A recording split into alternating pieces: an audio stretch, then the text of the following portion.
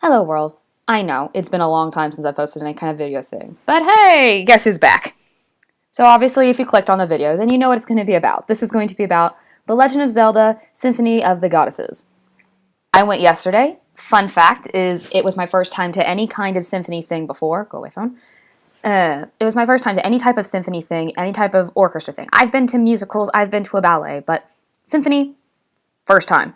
And I honestly can't think of a better way to go to any kind of first one than The Legend of Zelda Symphony of the Goddesses. It was absolutely beautiful. It was amazing. I loved it. I really don't have any type of harsh criticism for it other than maybe just one or two things.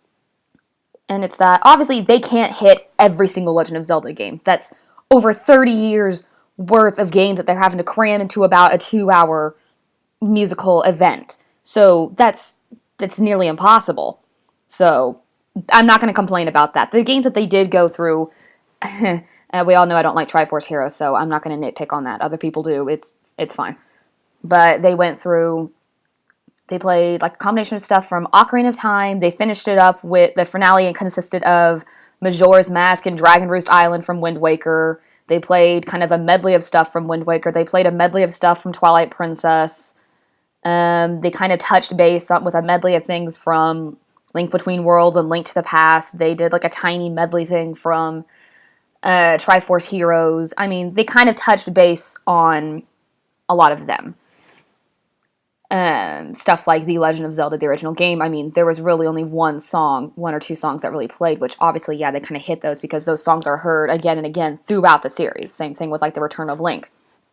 Did they play anything? Oh, and Skyward Sword. I almost forgot about that one. Did they play anything from Minish Cap? No. Did they play anything from Phantom Hourglass or Spirit Tracks? No. Did they play anything from Four Swords? I don't believe so. Not unless it's something that's been played in all the other games. So, did I still enjoy it? Oh, yes, most definitely. And fun fact is, I mean, I live in Oklahoma, so that's why I was able to go to it and attend yesterday. Fun fact is, Oklahoma was one of their last stops on the tour of the Master Quest, the one that they're doing, and they're actually going to be doing another tour again later this year. So if you live in Oklahoma, fear not, they're going to be coming back later in the year, except this time Breath of the Wild is going to be added into their symphony. So I'm honestly looking forward to that. The orchestra did an absolutely phenomenal job. Southern Nazarene University, I'm guessing it was their mixed choir, did a beautiful job. They sounded a lot like the voices that were used in the actual game music, so they did great.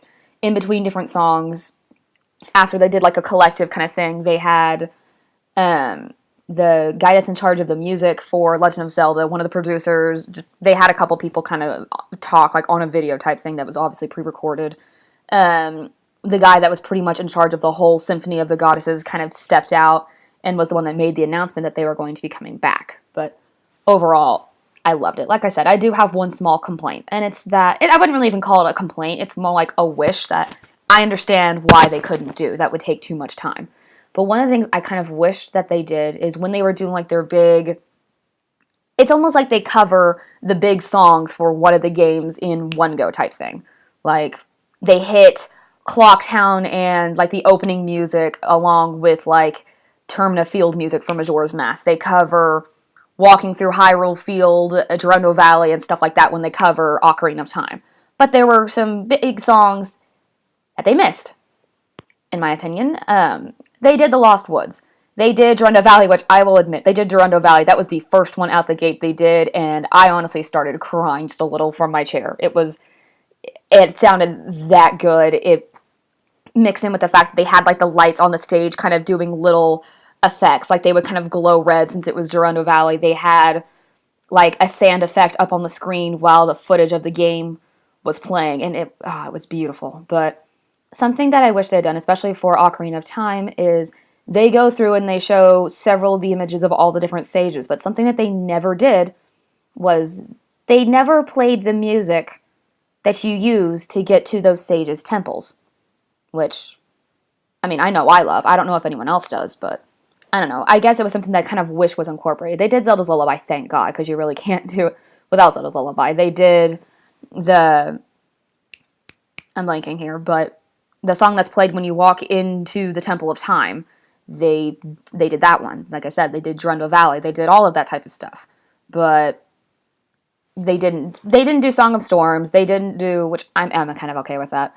They didn't do any of the they just didn't do any of the music that's played when you teleport from place to place, which is one that I kind of wish that they did, because that one could have been combined to a really good medley had they done it.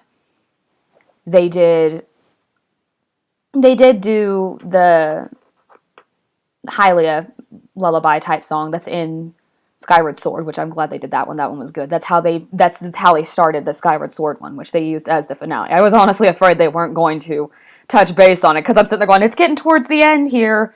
What are they going to do? I honestly didn't expect them to pull Dragon Roost. I'm actually quite happy they did.